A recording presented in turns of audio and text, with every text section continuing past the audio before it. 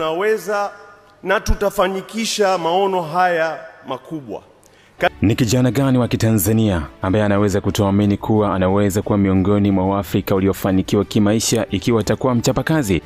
Ikiwa yupo, basi ama hataki tu au hajamfuatilia kwa ukaribu Mohamed Dewji, kijana wa Kitanzania kutoka mji wa Singida katikati ya Tanzania, ambaye sasa ni gumzo katika sekta ya biashara na michezo barani Afrika na duniani.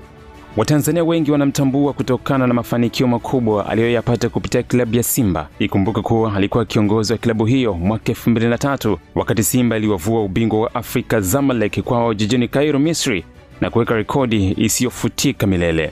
Baada ya kurejea kwenye usimamizi wa Simba, klabu hii imekuwa tishio Afrika na sasa ni moja ya klabu tegemeo katika soka la Afrika Mashariki.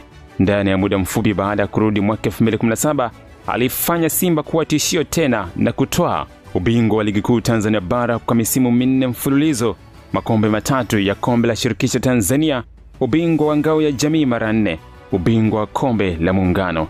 Alipokaa kando kutokana na majukumu mengine, Simba ikaanza kuyumba. Hata hivyo, baada ya kurejea tena ndani ya muda mfupi, Simba imeanza kuamka upya kwa kasi kubwa Tanzania na Afrika. Mo Dewji pia ameongeza kiwango kikubwa